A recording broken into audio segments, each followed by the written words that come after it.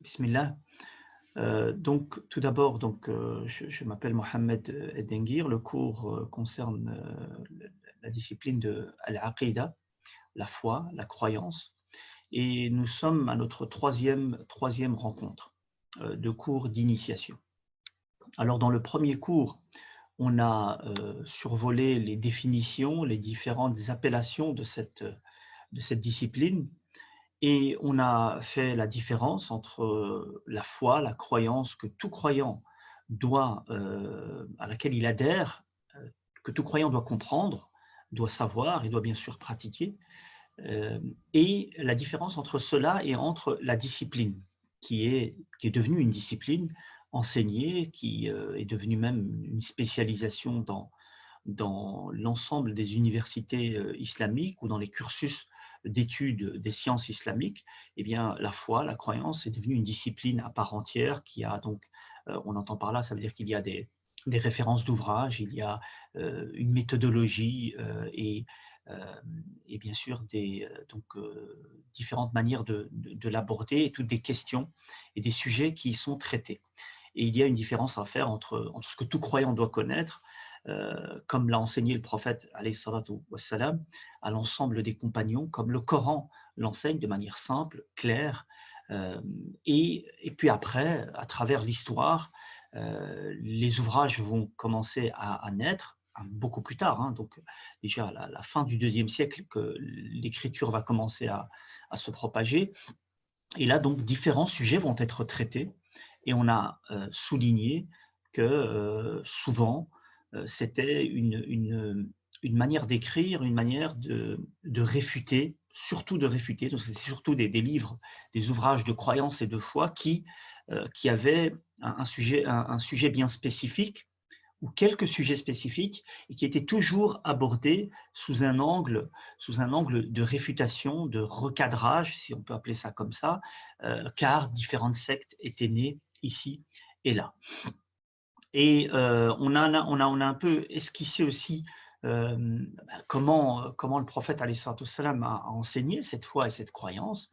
Et on a rappelé que le prophète alayhi salatu wassalam, bien sûr, partait à partir du Coran. Et donc c'était d'une manière, donc c'était toujours à travers la révélation. Le Coran était révélé, le prophète alayhi salatu wassalam se rassemble avec les compagnons, les premiers croyants, et petit à petit ainsi, je veux dire, les rangs vont s'agrandir, mais donc il explique ces versets et les croyants mettent en pratique tout simplement. Le prophète alayhi salatu wassalam, bien sûr, à plusieurs reprises nous a donné des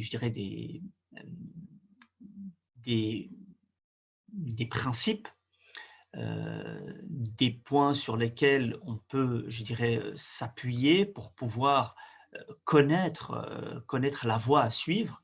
Donc non pas seulement, je dirais, la foi en tant qu'article de foi et des points précis, mais aussi une manière de comprendre, une manière de l'aborder. Le prophète alayhi salatu wassalam, on avait rappelé le hadith très important où les trois personnes avaient en quelque sorte rabaissé l'adoration du prophète alayhi salatu wassalam. Le prophète alayhi salatu wassalam a recadré, il a bien souligné qu'il était la référence et qu'il était la source.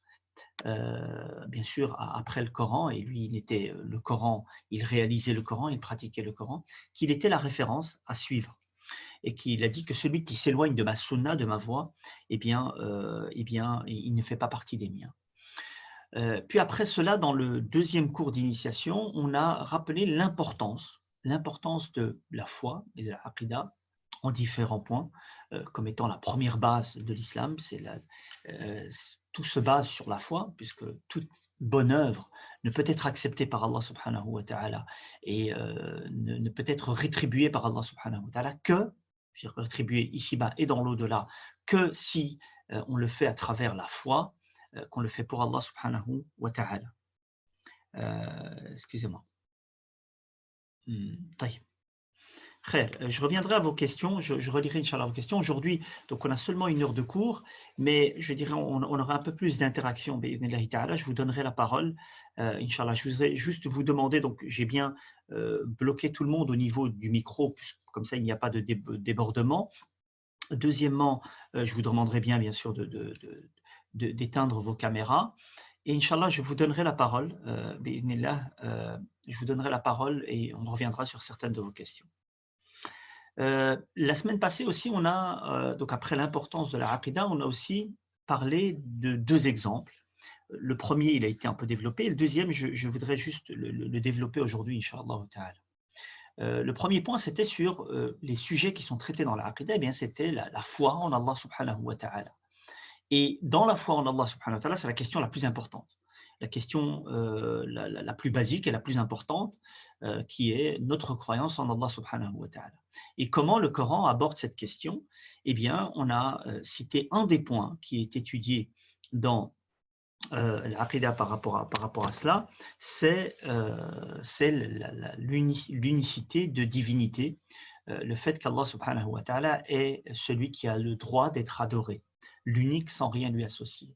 Et on a donné quelques principes par rapport à cela, qu'est-ce que cela veut dire, le droit, et comment le Coran aborde cette question de manière globale. Inch'Allah, vous aurez accès aux ressources via le site, via le Google Drive. Je vous montrerai à la fin, Inch'Allah ta'ala, comment ça se passe. Inch'Allah, vous aurez accès au PowerPoint qui est ici.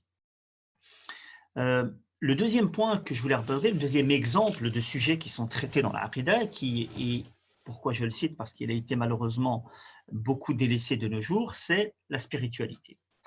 Alors, je vais partager avec vous mon écran. Voilà.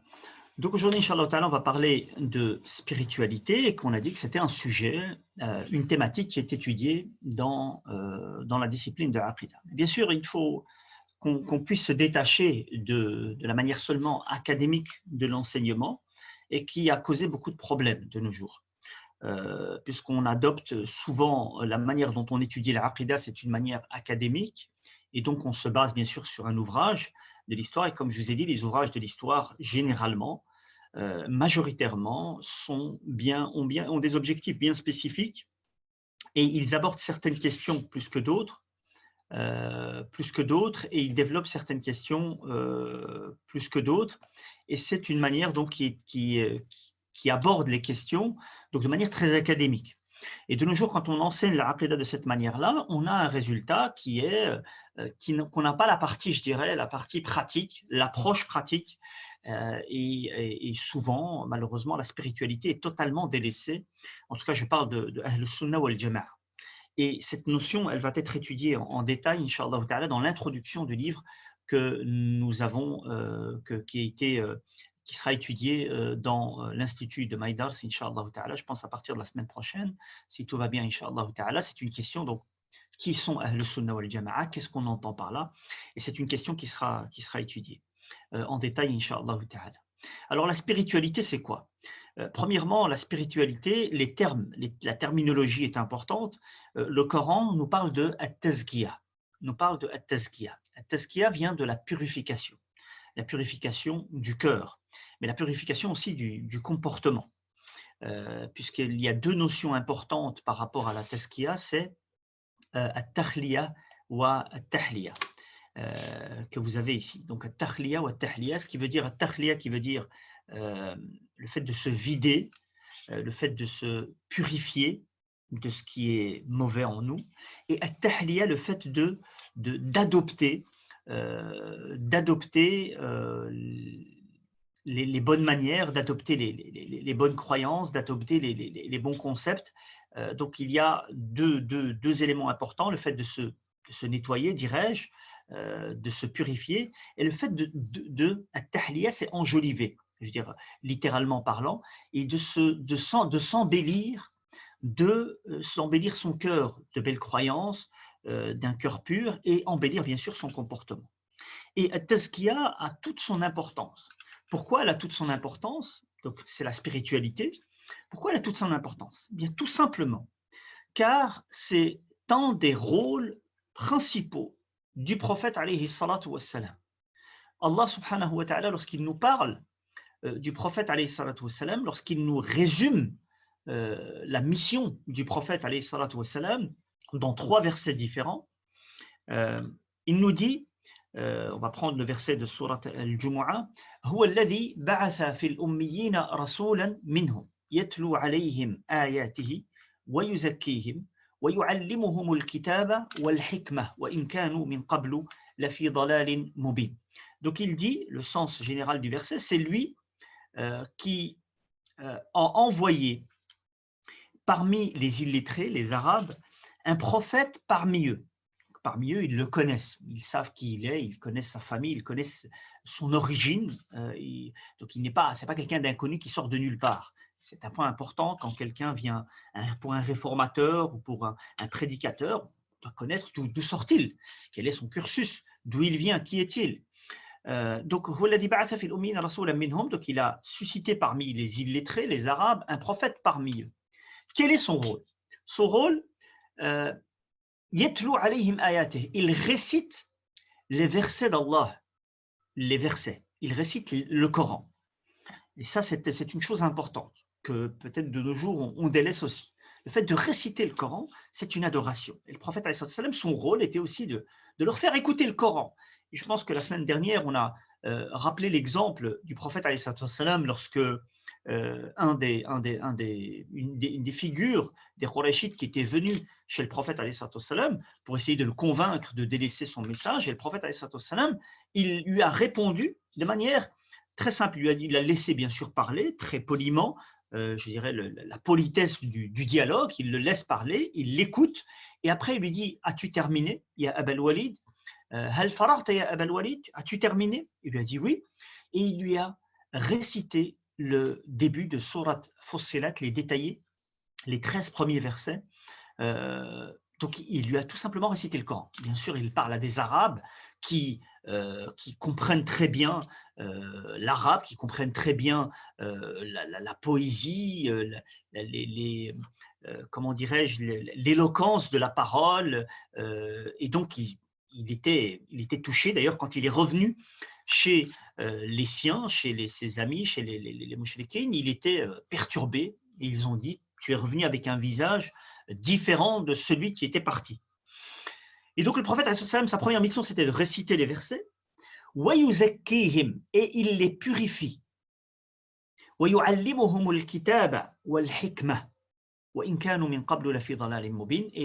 donc il récite les versets, il les purifie, il leur enseigne le Coran et la sagesse. La sagesse veut dire ici, pour l'ensemble des exégètes, la sunna du prophète alayhi salatu wassalam, et ils étaient auparavant parmi ils étaient dans un égarement explicite évident. Donc le rôle du prophète alayhi salatu wassalam, ce sont ces quatre choses-là, et il redit la même chose dans Surat Al-Baqarah, dans Surat Ali Imran, dans le même sens, sauf que At-Tazkiyah se retrouve dans un autre ordre, elle est à la fin. Elle est donc وَيُعَلِّمُهُمُ الْكِتَابَ وَالْحِكْمَةَ وَيُزَكِّيهِمْ dans Surat Al-Baqarah, et ainsi dans Surat Ali Imran. Donc, à 3 reprises, Allah nous parle de la mission du prophète alayhi salatu wassalam, et il nous dit que son rôle était de réciter les versets, de les purifier et de leur enseigner le Coran et la Sunna. Alors, quand on observe ces quatre piliers, dirais-je, de la mission du prophète alayhi salatu wassalam, résumés dans ces 4 points, la purification, elle est citée indépendamment du fait d'enseigner le Coran et la Sunna. Pourtant, la purification, ses sources premières, ce sont le Coran et la Sunna. Et le Coran et la Sunna nous enseignent et nous demandent de lire le Coran et d'écouter le Coran et d'être touché par le fait d'écouter le Coran. Donc, ça nous montre toute l'importance de la purification. D'ailleurs, on va y revenir sur l'importance, sur d'autres points sur l'importance. Donc, le Coran, quand il nous parle de la purification, il nous parle de tezkiya, de la spiritualité, excusez-moi, il nous parle de tezkiya, donc de purification du cœur et du corps. D'autres termes ont été utilisés, az-zuhd, et un zuhd est un terme aussi qui est un terme prophétique, le prophète alayhi salatu wassalam l'a cité, ce qui veut dire l'ascétisme. Et d'ailleurs, des livres vont pulluler à partir du IIe siècle et plus tard, jusqu'au même au 5e siècle, Zuhd al-Kabir de Al-Bayhaqi, des livres, des ouvrages vont être écrits sous ce titre-là, Az-Zuhd. l'ascétisme. Et bien sûr, l'ascétisme veut dire quoi? Ça rejoint la spiritualité, veut nous rappeler le sens réel de notre passage sur Terre. Et je dirais, comment aborder cette vie? Quelle est notre relation avec cette vie, avec le temps, avec les biens matériels, et comment évoluer dans sa pratique religieuse et dans son, je dirais, dans son ascension spirituelle. Donc on a le terme zuhd, le terme tazkiya, le terme zuhd. On a aussi le terme de al-riqaq. Al-riqaq qui vient de la finesse, délicatesse du cœur. Et on a des chapitres dans Sahih al-Bukhari, Muslim, Ibn Majah, Ibn Hibban et d'autres livres de hadith qui ont mis dans les livres de hadith un chapitre sur al-riqaq. Ils entendent par là, encore une fois, al-tazkiya, la purification. Ils entendent par là al-zuhd, l'ascétisme. Mais ils l'ont dit dans un terme qui n'est pas forcément dans le Coran et dans la Sunna, mais le sens est tout à fait juste, c'est la délicatesse du cœur. Le fait de réveiller le cœur, le fait d'avoir un cœur fin, d'être conscient, d'être touché, d'être sensible par rapport à la question du divin, par rapport à la question pratique de l'islam. Et on a aussi un terme qui revient un peu plus tard, qui est as-suluk, conduite et moralité. Et ce terme-là est très utilisé, en tout cas Ibn al-Qayyim et Ibn Taymiyyah rahimahullah, et bien sûr les savants, je dirais, qui sont reconnus comme des grands savants soufis, qui ont écrit dans le livre. Ils parlent surtout de suluk, et de suluk qui vient de conduite, de chemin à suivre, et bien sûr cela concerne aussi la moralité. Donc, conclusion de tout cela, c'est que la définition de la spiritualité nous ramène vers des concepts, des voies à suivre pour élever sa foi et faire face à tout ce qui entrave cet acheminement.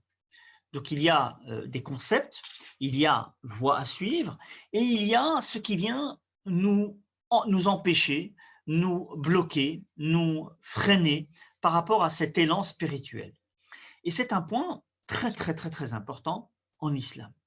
Et je voudrais écouter votre avis par rapport à ça. Excusez-moi, je vais regarder l'heure pour pouvoir me limiter dans le temps. Et de nos jours, on a vraiment un grand souci par rapport à cela, par rapport à notre pratique religieuse, parce qu'il y a différentes raisons, je pense, il y a plusieurs éléments de réponse. Et chacun pourra nous donner par rapport à son expérience et qu'est-ce qu'il fait, ou est sa fonction, je dirais, dans la vie, ou par rapport à son expérience dans la religion, c'est qu'on a pris la religion de manière très académique, on lit pas mal de livres, mais on a peu d'exemples, peu de modèles et peu de références, de réelles références religieuses.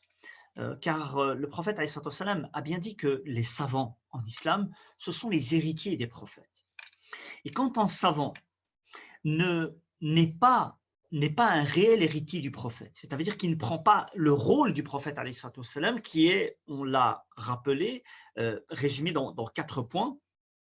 Il récite les versets, il les purifie et il enseigne le Coran et la Sunna. Donc, nous, on a beaucoup donné d'importance à l'enseignement du Coran et de la Sunna. J'entends par là beaucoup d'apprentissage, beaucoup de connaissances, beaucoup d'informations, mais peu d'aspects pratiques, peu de purification, peu je dirais, de quelqu'un, d'un éducateur qui va nous dire comment approcher les choses, comment pratiquer ces choses, vers lequel on va, je dirais, on va se confier, on va lui dire, voilà, j'ai un problème, je commets un péché, je n'arrive pas à le délaisser, on m'a dit telle et telle chose, comment aborder ces questions-là, comment les prendre? Eh bien, c'est ça le rôle, en fait, du savant, héritier du prophète. C'est ça son rôle, c'est d'être un éducateur. Et de nos jours, on est passé à côté de beaucoup. très rarement, on a ce genre d'éducation dans certaines écoles, dans certains instituts. Et bien sûr, cela demande une présence, et je dirais comment on appelle en arabe, يعني المعاشرة والاحتكاك, le fait de fréquenter la personne, d'être avec lui dans différentes positions, pas seulement dans l'apprentissage, mais aussi dans d'autres situations, dans la vie de tous les jours, afin d'apprendre à vivre cet islam, le vécu de l'islam, et non pas seulement des enseignements. Et c'est pour cela, je pense, principalement en tout cas, wallahu a'lam, c'est qu'on a un sérieux problème. On a un sérieux problème dans notre religiosité. On retrouve des gens très pratiquants dans leur religion, mais il y a vraiment un problème dans le comportement qui est encore un voyou dans son comportement, dans sa manière de s'exprimer, même dans sa manière de gérer les relations avec les autres, dans le commerce, etc. On entend des histoires à dormir debout. C'est valable pour tout le monde, hommes, femmes, petits et grands, parce qu'il y a un problème dans l'éducation. Il y a un problème de l'éducation. Khair, Inch'Allah. Donc, l'importance de la spiritualité, c'est très, très, très important. Les pieux prédécesseurs ont inclus ces sujets dans les livres de Aqidah. Et donc, c'est un point qui comme quand je discutais avec le superviseur de l'académie, c'est un point qui est intrinsèque à la foi et à l'Aqidah au dogme, puisqu'il concerne certains concepts. Et il concerne l'acheminement vers Allah subhanahu wa ta'ala. Donc la foi, la discipline, la croyance, ça ne suffit pas d'étudier, bien sûr, les limites que nous devons connaître par rapport à notre conception du divin et par rapport à notre relation au divin et par rapport à notre conception de tout ce qui est invisible et tout ce au quoi nous devons croire. Mais cela concerne aussi la manière dont on va l'approcher, la manière dont on va s'acheminer vers Allah subhanahu wa ta'ala. On a ici un texte donc, de l'Wasitiyya, donc du livre qu'on va étudier, Inch'Allah ta'ala, d'Ibn Taymiyyah, et où il dit, et il le cite vers la fin, il dit donc, les gens de la Sunna, ils recommandent la patience lors des épreuves, la reconnaissance lors de l'aisance, al-shukr, la gratitude, l'acceptation du destin. Et regardez ici avec moi, donc la question, dans la discipline de la foi, on va étudier qu'est-ce que c'est le destin. Ça veut dire quoi le destin? Quelle est la définition? Quels sont les principes qui concernent le fait de croire au 6e pilier de la foi, qui est le destin, et toutes les questions qui s'y rapportent par rapport au libre arbitre et par rapport au fait qu'Allah subhanahu wa ta'ala a tout décrété et que tout ne se passe que par sa volonté, et la relation avec la législation, comment Allah subhanahu wa ta'ala nous demande de faire des choses et de délaisser certaines choses alors qu'il sait tout et que tout est créé par lui. Mais cela concerne aussi l'acceptation du destin. Ça, c'est encore une autre dimension, une dimension tout à fait spirituelle qui est du domaine de la foi et des actes du cœur. Maintenant, on croit au destin, mais maintenant, comment est-ce qu'on réagit quand on est touché par un malheur, quand on est touché par des épreuves lourdes? Comment est-ce qu'on réagit? Donc l'acceptation du destin, il recommande le bon comportement et les bonnes actions. Nouer les liens de ceux qui les coupent.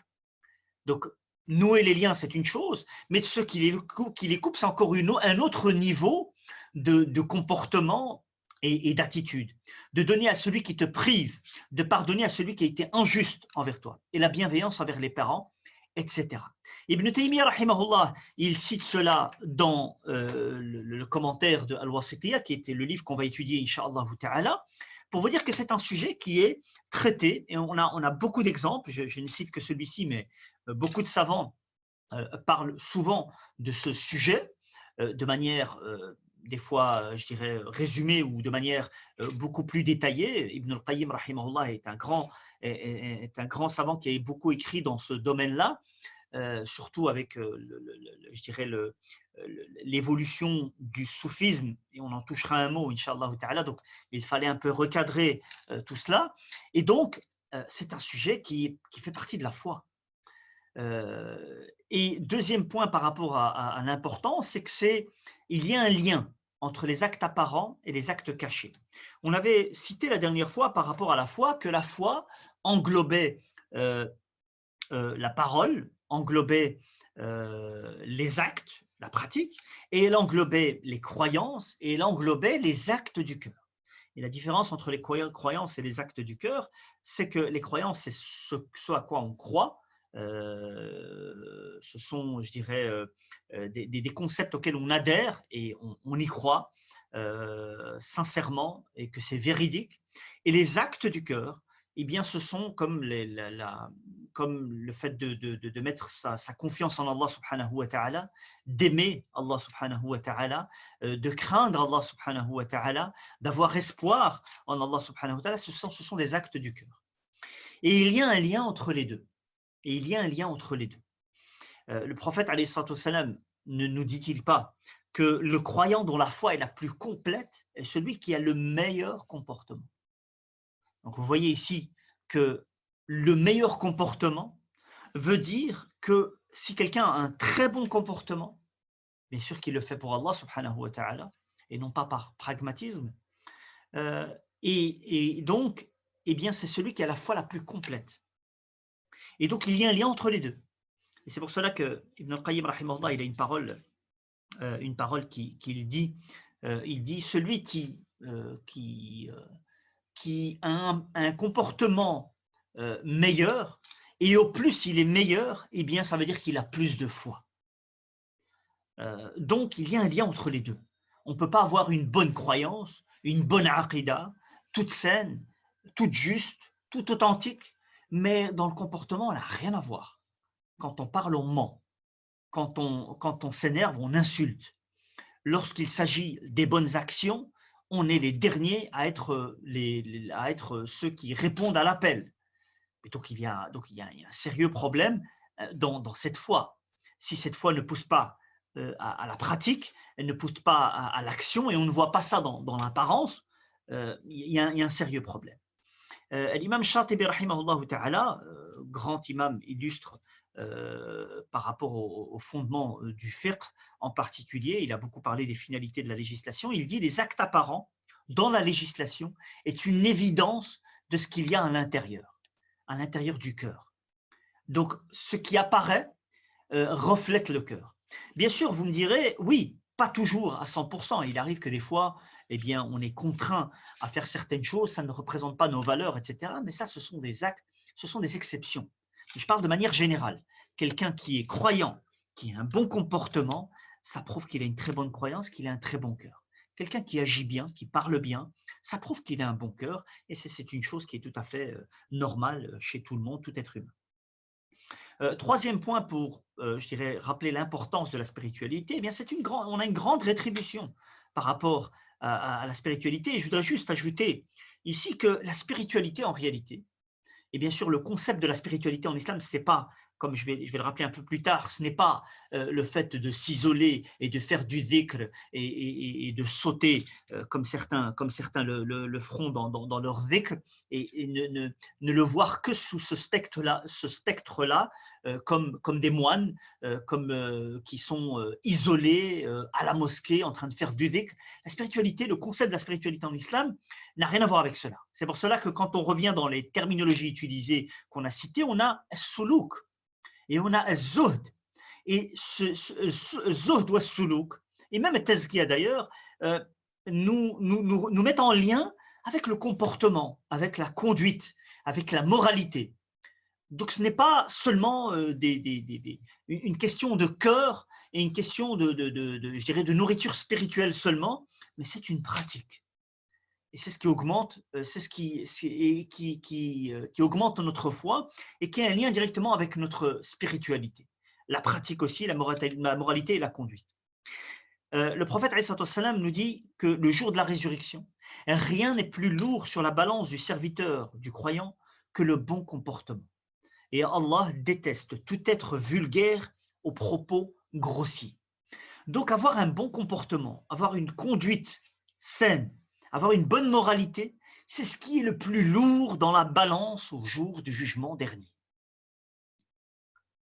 Pour vous dire que la réalisation de la foi, la pratique de la foi, c'est celle qui donne qui conduit au bon comportement, qui conduit à une moralité saine.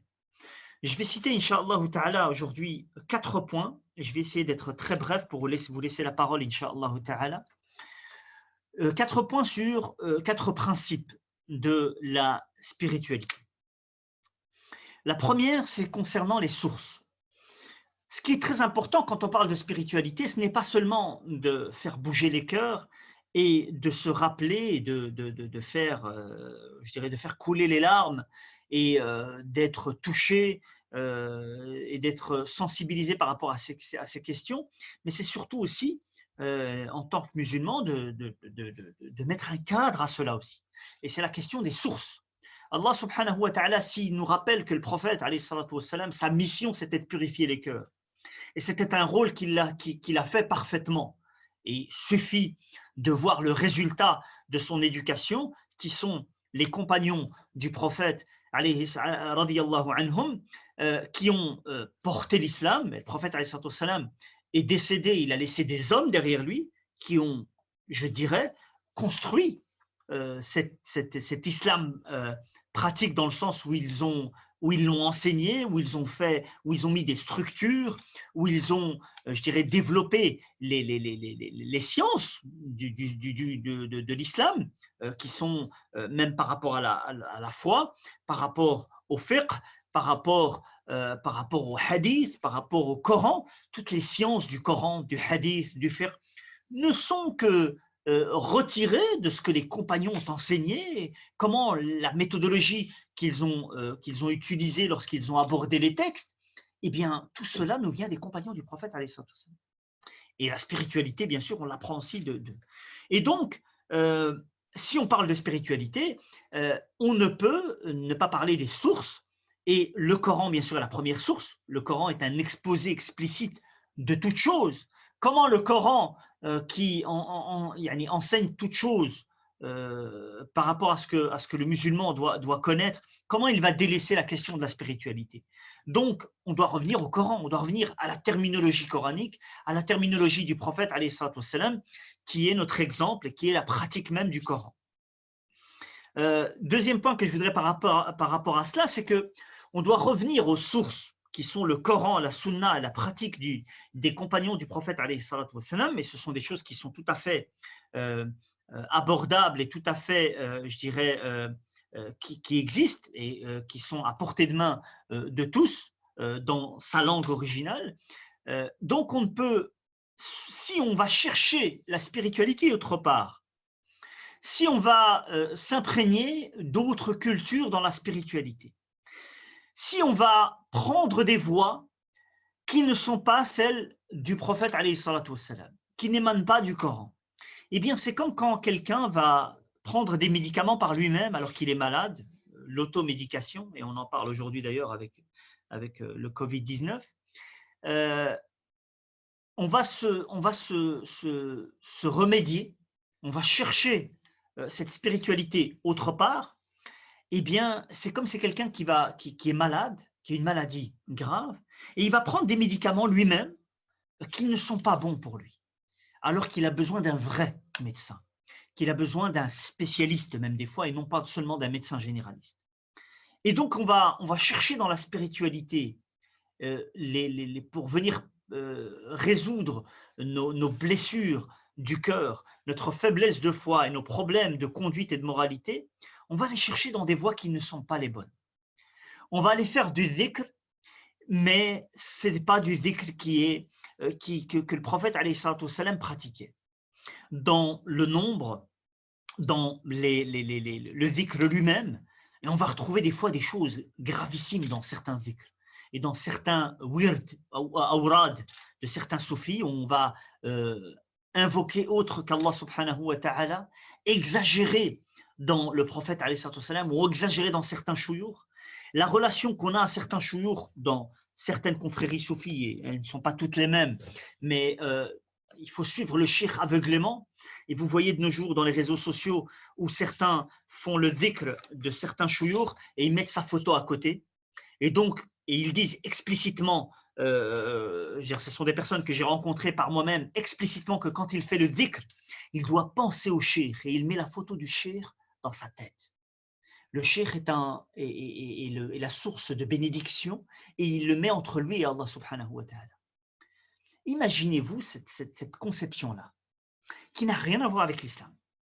Est-ce que le prophète a demandé cela? Le prophète nous a appris que la première des sources d'égarement dans l'histoire de l'humanité, eh bien, c'est le fait d'exagérer dans les saints et le fait de les prendre au-dessus de ce qu'ils sont comme étant des intermédiaires entre nous et Allah subhanahu wa ta'ala. C'est la source même du concept du shirk.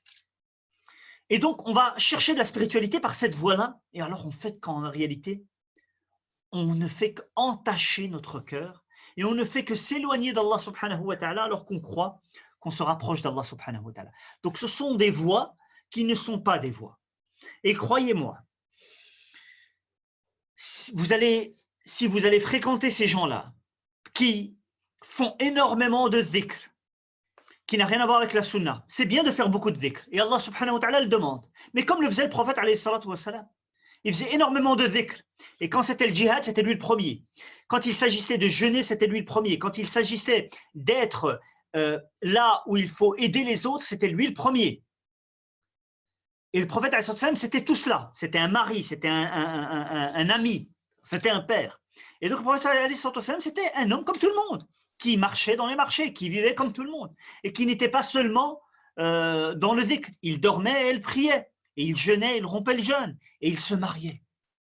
Et les compagnons du prophète étaient aussi de cette manière-là. C'était des gens comme tout le monde, qui faisaient sa vie comme tout le monde. Et donc, quand on va chercher la spiritualité dans des voies qui ne le sont pas, on s'égare totalement. Et ce que je voulais vous dire, c'est que, croyez-moi, ces gens-là sont des gens malades. Ils sont malades. Autant qu'ils font de dhikr, et ils sont toujours dans des doutes très profonds, au plus profond de nous-mêmes, qu'on peut même voir dans le visage. Ils sont dans un doute profond, car la voie qui n'est pas celle du prophète, qui ne prend pas source dans le Coran, dans la Sunna, dans la voie des compagnons, ce n'est pas une voie à suivre, même si elle paraît très très belle. Je m'arrête là-dessus, Inch'Allah ta'ala. Deuxième point, deuxième jalon de la spiritualité, c'est le juste milieu. L'imam Shatibi, rahimahullah, nous dit une parole très très intéressante. Le sens général, hein, je n'ai pas traduit mot à mot pour rester fidèle juste au sens. Il dit, rahimahullah, il dit, dans le sens général, il dit que la législation tend toujours vers le juste milieu. L'islam, quand vous le voyez, dans toutes ces législations, il tend toujours vers le juste milieu.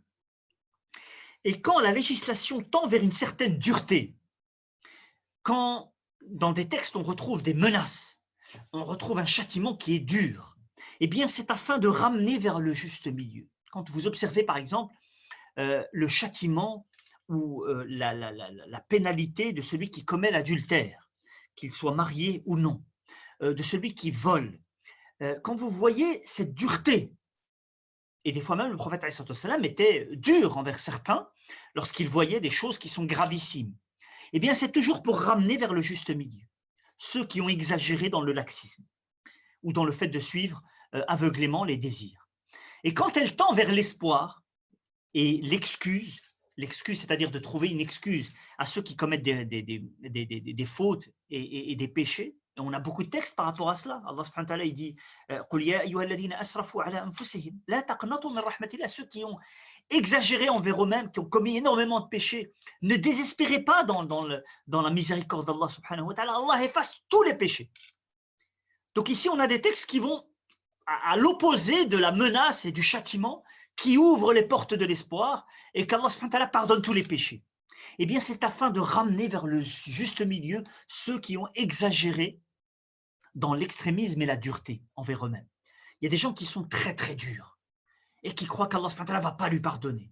Et ils rentrent dans un désespoir, et ça peut conduire même au suicide et à la dépression. Eh bien, l'islam nous ramène toujours vers le juste milieu. Et il dit, rahimahullah, et ceci est un principe fondamental qui est la référence en islam et dans tous les textes.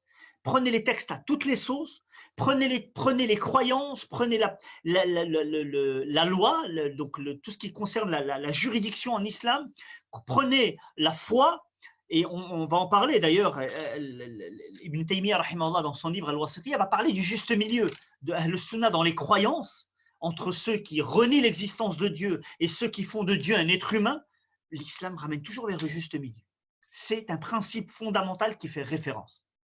Et on a cité l'exemple des 3 personnes, on l'a répété maintes fois, et juste quelques exemples par rapport à ce juste milieu, surtout dans le, je dirais dans le corpus ou dans le corpus littéraire soufi, entre la sincérité et l'ostentation. L'islam nous apprend à être sincère envers Allah subhanahu wa ta'ala. C'est un point fondamental dans la spiritualité. Comment y arriver à cette sincérité?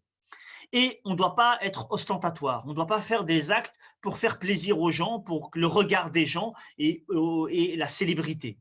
Et on a ici comment l'islam nous apprend dans un juste milieu. L'islam nous apprend à être sincère et de faire des actes pour Allah subhanahu wa ta'ala. Et Allah n'accepte pas ce qui n'est pas sincère. Et en même temps, l'islam nous pousse à faire certains actes de manière publique et non pas de manière cachée. Il faut faire des actes cachés et s'éloigner des regards.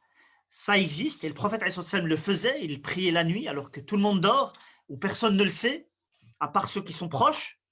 Et ainsi, les pieux prédécesseurs ont souvent cité cela comme étant quelque chose d'important à faire, qui est le fait de s'éloigner des regards lorsqu'on veut pratiquer certains actes, de faire des sadaqat, des aumônes, et que personne ne le sache. On le découvre après la mort de quelqu'un. Mais en même temps, le Coran nous dit qu'il faut donner publiquement, donner secrètement et donner publiquement. Et lorsqu'on a demandé au prophète, alayhi salatu wassalam, que des fois, eh bien, on est loué, on parlant bien de nous par rapport à des bonnes actions que nous faisons. Parce qu'on va prier à la mosquée, donc tout le monde nous voit, on assiste à des cours, tout le monde nous voit. Alors les gens pensent du bien de nous. Et comment est-ce qu'on doit réagir par rapport à cela? Et on se sent, on est content dans un certain sens que les gens parlant bien de nous et pensent bien de nous. Le prophète, il dit c'est une bonne annonce préliminaire pour le croyant. C'est un bon signe. Si les gens pensent bien de toi, c'est un bon signe, c'est-à-dire que tu es bien. Le prophète, il ne l'a pas dit lorsqu'on est passé avec quelqu'un qui était décédé, qu'on allait enterrer. Le prophète, qu'est-ce que vous pensez d'un tel? Ils ont dit c'était quelqu'un de bien. Il a dit, eh bien, c'est quelqu'un de bien, parce que vous êtes les témoins d'Allah sur terre. Et à l'inverse, si tout le monde est unanime que quelqu'un est mauvais, eh bien c'est qu'il est mauvais. Bien sûr, quand ces gens-là sont normaux et qu'ils ont, je dirais, et qu'ils jugent de manière par rapport aux valeurs de l'islam. Eh bien, on a donc une voie entre les deux. On ne doit pas tomber dans l'exagération. Et ici, je cite l'exemple de Al-Malamiyya ou Al-Malatiyya, qui est une tendance soufie qui existait déjà très tôt, 3e, 4e siècle, et des savants en ont parlé. C'est celui qui ils ont développé un concept comme quoi on ne doit pas montrer de bonnes actions aux gens. Pour être vraiment sincère, eh bien, il faut même, certains, faire le contraire. Montrer aux gens qu'on n'est pas bien. Certains vont boire un liquide rouge pour faire croire aux gens qu'il est en train de boire de l'alcool. Comme ça, ils vont penser mal de lui et comme ça, il va être bien. Et il va ainsi, el malamia, qui vient de fait de se blâmer, il va se blâmer et dire que je suis quelqu'un de pas bien. Et voilà, les gens pensent mal de moi. Et ça va renforcer ma sincérité. Eh bien ça, cette manière, cette approche-là n'a rien à voir avec l'islam. Et le juste milieu, c'est d'être sincère. Il faut s'efforcer d'être sincère, faire des actes pieux loin des regards, cacher certaines bonnes actions. Mais il y a certaines bonnes actions qu'on va montrer, non pas pour montrer parce que naturellement elles se font de manière publique, le fait d'aller à la mosquée, d'aller à des cours, d'aider les autres, le fait de donner à sadaqa, zakat el-mal de manière publique et déclarée, eh bien cela ne vient pas contredire la sincérité. On doit le faire sincèrement. Et donc, on ne doit pas rentrer dans cette exagération qui est le fait de montrer du mal afin que les gens pensent mal de nous. Et comme ça, on va être vraiment sincère entre nous et Allah subhanahu wa ta'ala. Ce concept n'a rien à voir avec l'islam. Et les savants l'ont critiqué. Et donc, le juste milieu entre les actes du cœur et les actes apparents et entre hédonisme et monachisme. Alors, l'hédonisme, c'est quoi? L'hédonisme, c'est je dirais, une tendance philosophique qui est de s'adonner au désir et que le but ultime de l'être humain, c'est de satisfaire ses désirs au maximum. Et le monachisme, c'est tout à fait le contraire. C'est de se mortifier, de se faire du mal, de se donner des punitions et des châtiments afin de dompter ses désirs. Eh bien, l'islam, c'est le juste milieu entre cela. Non, il y a des désirs qui sont tout à fait licites. Il y a de manger quelque chose de bien, quelque chose de bon, quelque chose de sain, le fait de se marier, d'avoir des enfants, le fait d'être riche et d'avoir des richesses, ce n'est pas quelque chose de mauvais. Mais il faut donner le droit d'Allah subhanahu wa ta'ala dans tout cela. Donc entre matérialisme extrême et entre, je dirais, spiritualité extrême ou ascétisme extrême, on doit être entre les deux. Et c'est ça le juste milieu de l'islam. Et il y a aussi le principe de réalisme, entre réalisme et laxisme, donc le fait d'être réaliste en islam. Je vais m'arrêter là-dessus. Juste un exemple. Le prophète alayhi salatu wassalam nous dit dans un hadith, il dit la religion de l'islam est facile. Et quiconque fait de la religion quelque chose de rigide, eh bien, elle le domine. Ça veut dire quoi, elle le domine? Ghalabah, si tu veux faire le dur dans la religion, je veux tout pratiquer à la lettre, au millimètre près. Tu vois, je veux dire, on est toujours comme ça, quelqu'un de rigide, attention, c'est haram, attention, mais attention, toujours. Attention, je ne parle pas de quelqu'un, bien sûr, de nos jours, il y a plein de gens qui font beaucoup de haram, mais quelqu'un de, je veux dire, d'exagéré, il voit le haram partout, et tout est au millimètre près. Attention, il faut penser ça, il faut faire ça. Tu veux faire le dur avec la religion, tu ne tiendras pas le coup. Et l'expérience le prouve. Ceux qui ont voulu faire les durs dans la religion, ils ne tiendront pas le coup. Ils vont tomber dans l'extrême laxisme. Et l'expérience le prouve. On l'a vu de nos propres yeux. Le prophète, alayhi salatu wassalam, il nous donne le juste milieu et d'être réaliste. Il faut être réaliste. On est des êtres humains.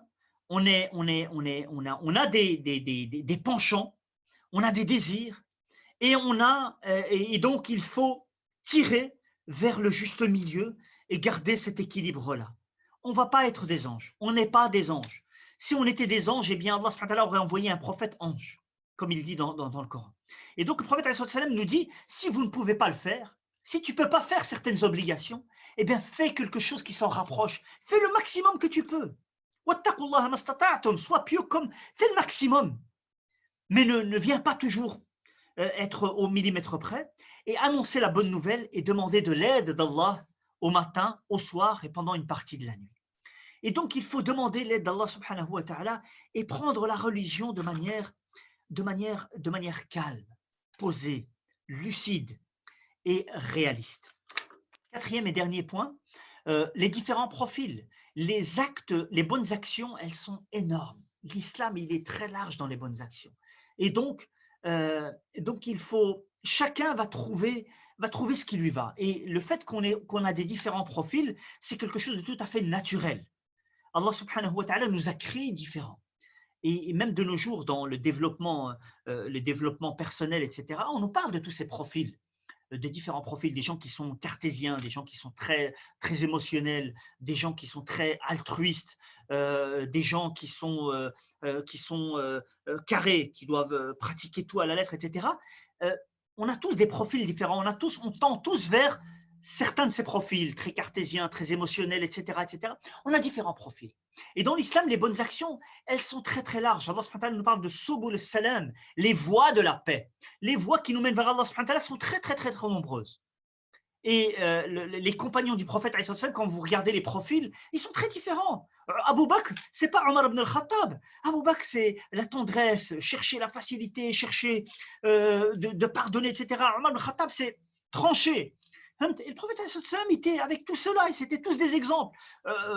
Uthman ibn Affan, quelqu'un de très pudique. Et Ali ibn Abi Talib, quelqu'un de très, très lucide, je dirais, de très lucide, et quelqu'un qui était un grand juge, et très, très, très, très sage. Et chacun avait des profils comme ça. Et dans tous les compagnons, on trouve comme ça Khalid ibn al-Walid, qui est un homme de guerre par excellence. C'est pas quelqu'un qui a étudié, etc. On a tous ces profils. Et le prophète traite avec tout le monde. Et c'est tous des gens pieux, c'est tous des gens bien. Donc chacun va trouver sa voie à suivre. Une fois, un homme très très pieux, il est venu chez l'imam Malik, rahimahullah, je termine là-dessus, inshallah ta'ala, et il lui a dit, tu devrais t'isoler un peu plus. Être quelqu'un de plus isolé, parce qu'il le voit très public. toujours à la mosquée en train d'enseigner al-fiqh, et il a écrit le Muwatta, rahimahullah ta'ala, et il enseigne, et toujours des étudiants autour de lui, et il enseigne, il lui dit, tu devrais un peu t'isoler pour être un peu plus, peut-être, avoir plus de sincérité, etc. Qu'est-ce qu'il lui dit l'imam Malik, rahimahullah? Il lui dit, Inna Allah qassama al-a'mal kama qassama al-arzaq. Allah subhanahu wa ta'ala, il a donné de la subsistance, comme il a donné de l'argent à certains et des biens, eh bien il a donné à d'autres, eh bien de la même manière, il a donné de l'argent et des biens et des richesses à certains, il n'en a pas donné à d'autres. Eh bien Allah subhanahu wa ta'ala, il a donné aussi dans les bonnes actions à certains plus qu'à d'autres.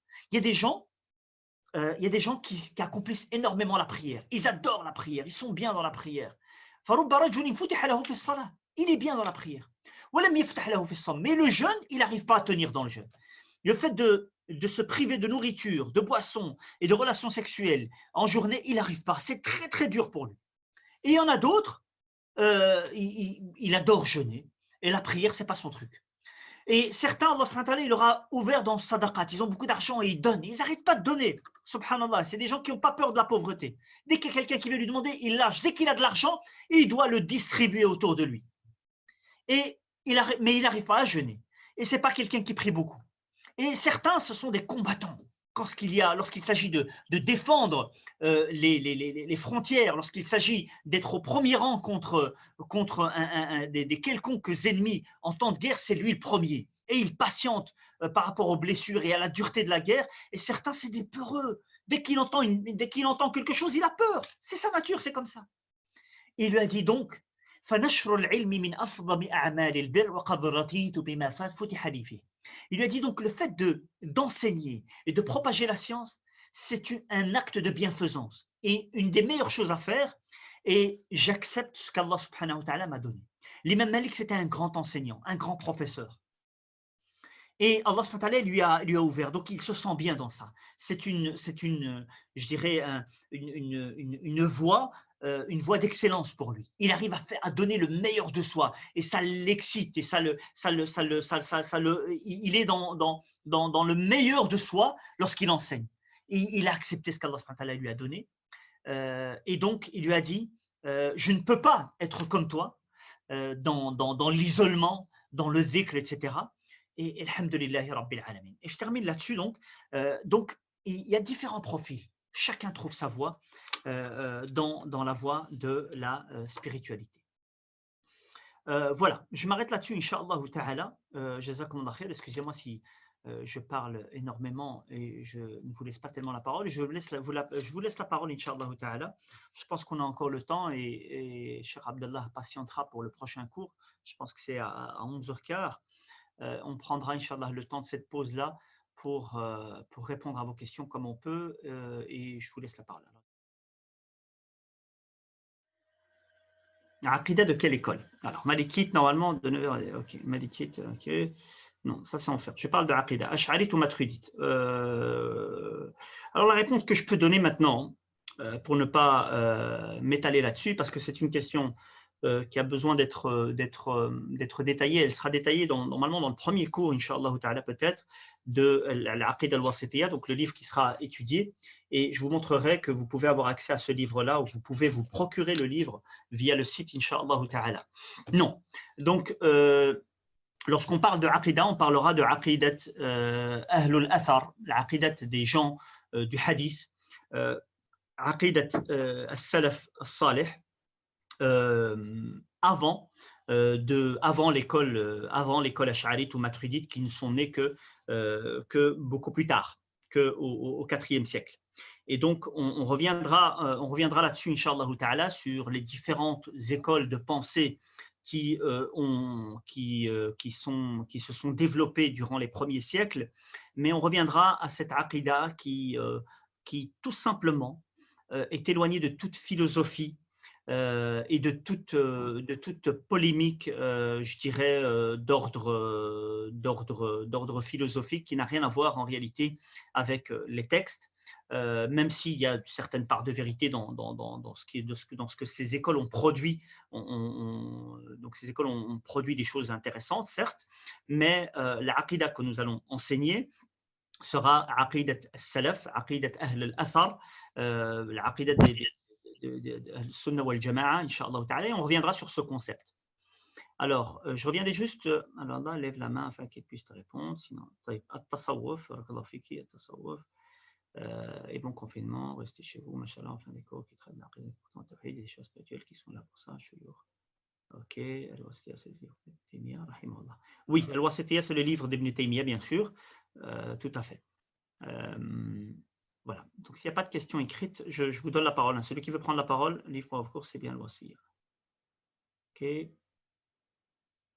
Mais on simplifie avec un commentaire de l'imam al-Uthaymin. Est-ce que c'est bon? Oui, effectivement. Le Wasitiyya avec le commentaire de l'Ibn Uthaymin, c'est le livre qu'on va traiter ensemble, Inch'Allah ta'ala, à partir normalement de la semaine prochaine pour les cours de l'Institut. Ok. Alors justement, comment expliquer ces profils qui ont la théorie, la pratique, mais des comportements inappropriés? C'est lié à une mauvaise éducation uniquement. Bien sûr, en fait, il y a une part, chacun, on est en fait en réalité, de ce que nous disent bien sûr les psychologues ou les gens, je dirais, qui sont qualifiés dans ce domaine-là, c'est que l'être humain est construit de deux choses.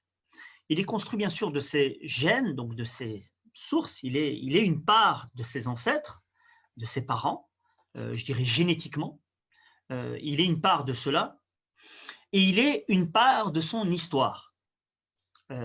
Comment toute personne a été éduquée, son enfance, son adolescence, c'est ce qui va former ce qu'il est. Lorsqu'il devient adulte, ce qu'il est, c'est ça. Ce sont ses génétiques, ses sources et son histoire. Alors, la question, c'est que chacun a des penchants. Il y a des gens qui ont des très très bonnes manières, de manière tout à fait naturelle, comme a dit le prophète alayhi salam à un compagnon qui avait comme particularité. Il lui a dit, tu as deux caractéristiques qu'Allah aime, qui sont al-hilm ou al-ana. Tu es quelqu'un de très sensé. Tu es quelqu'un de très sensé, de très raisonnable. Et tu es quelqu'un de très posé. Al-ana, tu es quelqu'un de très posé. Dans tout ce que tu fais, tu n'es pas quelqu'un qui décide rapidement, qui décide sous, je dirais sous, comment on appelle ça encore le terme? J'ai oublié le terme. Antonio, je te donne la parole dans un moment, Inch'Allah.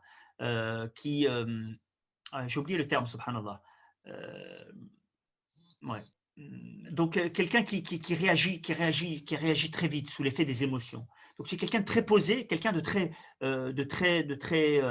très raisonné. Et alors, le compagnon demande au prophète, alayhi salatu wassalam, il lui dit, est-ce que c'est quelque chose qu'Allah m'a donné ou c'est quelque chose que j'ai eu par après? Il lui a dit, c'est Allah subhanahu wa ta'ala qui te l'a donné. Donc, on a une part dans notre comportement, quelque chose qu'on a hérité, quelque chose, comme je l'ai dit, avec les différents profils, comme nous disent aujourd'hui certains auteurs dans le domaine du développement personnel, et on a une part de responsabilité, c'est-à-dire que quand on a des mauvaises manières, eh bien on doit les changer. Et c'est là que vient la purification. Et à tahliya ou à tahliya, qu'on doit se forcer à avoir un bon comportement. On doit s'habituer à avoir un bon comportement, se forcer pendant un certain temps jusqu'à ce que ces mauvaises habitudes deviennent des bonnes habitudes. On va les changer avec des bonnes habitudes et on va s'éduquer à cela jusqu'à ce que ça devienne quelque chose de naturel en nous. Quelle est la différence entre le cours My Aqida et l'Aqida de la formule à la carte, à part la durée? Est-ce que ce sera le même support? Non. Normalement, les cours de formule de Aqida à la carte, faudra voir ça avec Abu Taymiyyah, avec Abdullah, avec le professeur de fiqh. Normalement, ça va être des cours, je dirais, de spécialisation dans l'Aqida. Donc, l'objectif de l'Institut, c'est de donner un peu des cours très académiques en même temps, bien sûr, pour ceux qui veulent se spécialiser, ceux qui auront passé un certain cursus, après avoir étudié certains livres, ils auront, je dirais, la possibilité d'étudier certaines thématiques de manière beaucoup plus approfondie, avec d'autres références beaucoup plus spécialisées. Wallahu ta'ala alam. Et on reviendra vers Abdullah pour répondre à cette question de manière beaucoup plus précise. Écoute, excuse-moi. Antonio, je te donne la parole. Vas-y. Elle est à toi. Vas-y, Antonio. Je t'en prie. Salam alaikum. Alaykoum salam wa rahmatullah. J'ai hésité un peu avant de poser la question, mais c'était juste pour me raffermir par rapport à ma foi. Lire le Coran est une adoration. Si vous pouvez développer un peu sur ça. Bien sûr, bien sûr. Le Coran, en fait, je veux dire, c'est comme j'ai dit, une des missions du prophète, alayhi salatu wassalam, c'est de réciter le Coran et de le faire écouter. Donc le fait de lire le Coran, le fait d'écouter le Coran, c'est une adoration. Et c'est une des plus grandes adorations. Quand on veut parler à Allah subhanahu wa ta'ala, qu'est-ce qu'on fait? Qu'est-ce qu'on fait quand on veut parler à Allah subhanahu wa ta'ala? Dites-moi s'il vous plaît. Qu'est-ce qu'on veut si on veut parler à Allah subhanahu wa ta'ala?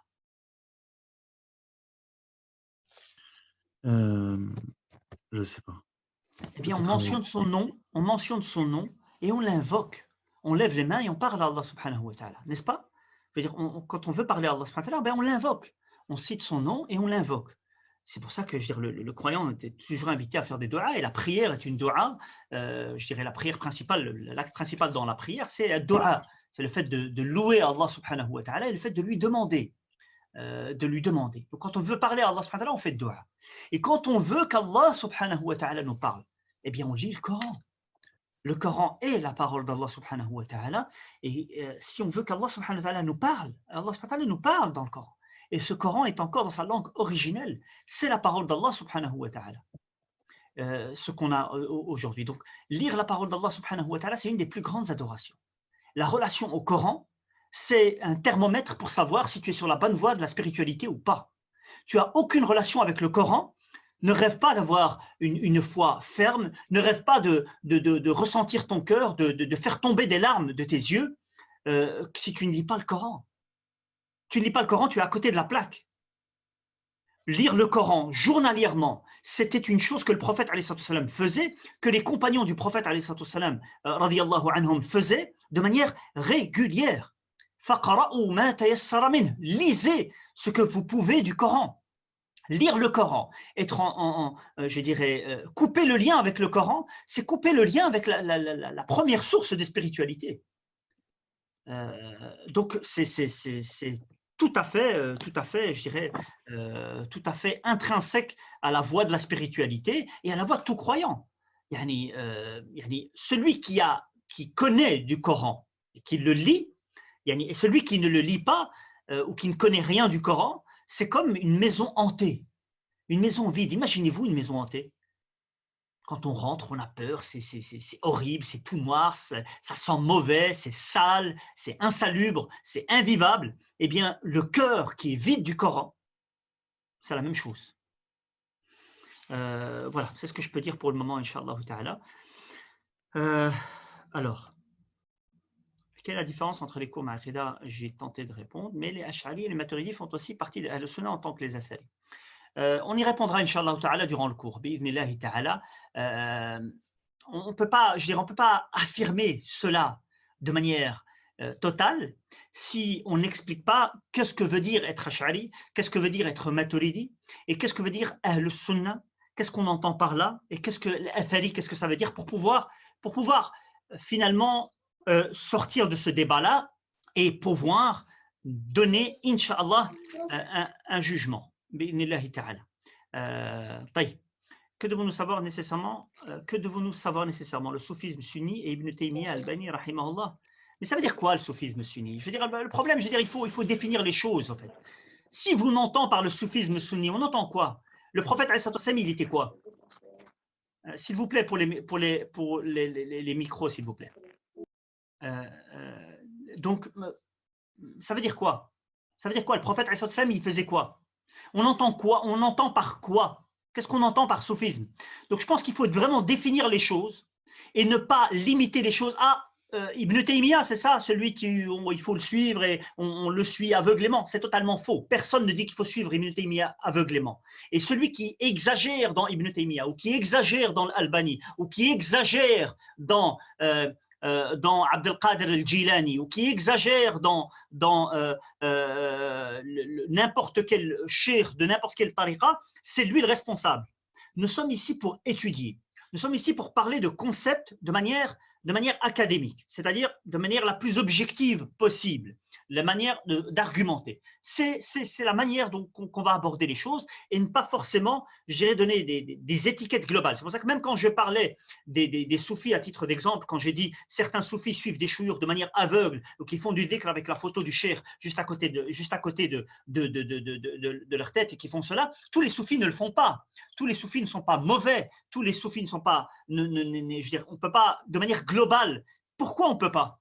Pourquoi est-ce qu'on ne peut pas? Tout simplement parce que le soufisme, ce n'est pas une seule chose, ce n'est pas une école, ce n'est pas un institut, ce n'est pas une référence, c'est une voie, ce sont des dimensions, c'est une histoire de centaines d'années.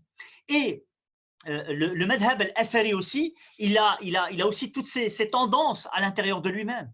Mais nous sommes ici on va parler scientifiquement parlant, Inch'Allah ta'ala, et je pense que ce sur quoi tout le monde s'accorde, toute personne, je dirais, raisonnable sur laquelle s'attend. Est-ce que l'ascétisme est interdit en islam? Encore une fois, je dirais, qu'est-ce que l'ascétisme pour qu'il soit interdit ou pas? Qu'est-ce que l'ascétisme? L'ascétisme ne peut pas être interdit et il peut être interdit. Si à l'intérieur de l'ascétisme, il y a des choses interdites, s'il y a des approches, des concepts interdits qui n'ont rien à voir avec l'islam, qui sont en contradiction avec certains textes, qui sont en contradiction avec l'esprit même de l'islam, eh bien oui, il est interdit. Le fait de se mortiférer, le fait de se frapper, le fait de se rester 40 jours dans une caverne sans boire, sans manger, et d'attendre que le rizq va venir d'Allah, je dirais volontairement. Qu'est-ce que ça va avec l'islam, ça? Ça, c'est de l'ascétisme. C'est pas de l'ascétisme, ça. Ça, ce sont des voies du monachisme, des voies du monachisme hindou, du bouddhisme, du monachisme chrétien, ou tout ce que vous voulez, mais ça n'a rien à voir avec l'islam. Le prophète, il allait dans la grotte pour des retraites spirituelles, il prenait avec lui à manger, et il le faisait dans un, je veux dire, parce qu'il s'éloignait. Et après la révélation, il a arrêté de faire cela. Donc ce n'était pas un but en soi. C'était un outil, c'était un moyen de s'éloigner. Et on a tous besoin de s'éloigner des regards, mais pas forcément dans une caverne et loin, je dirais, et de commencer à faire des choses. Donc cet ascétisme-là est interdit. Et l'ascétisme, de fait de ne pas avoir le matériel dans son cœur et de s'éduquer à cela. Et quand on a des richesses, eh bien, on les donne, fi sabilillah, et on garde une partie pour sa famille. Le prophète n'a-t-il pas dit à ce compagnon de laisser une part d'héritage et de ne pas tout donner fi sabilillah? Il lui a dit, donne un tiers de ton héritage à des actions caritatives avec des conditions, bien sûr, à quelqu'un qui ne doit pas être héritier, mais laisse ta famille riche, laisse-les dans une certaine aisance afin qu'il n'ait pas besoin aux autres. Donc le concept de l'ascétisme, s'il émane de la voix du prophète, s'il émane du Coran, c'est de l'ascétisme tout à fait légiféré et tout à fait juste. Vous allez recevoir Mohamed. Excuse-moi Mohamed, c'est Abdallah Boutemia. Juste rapidement, avant que tu continues une intervention concernant la question, la différence entre Maï Aqida et l'Aqida, les cours à la carte. Je t'en prie.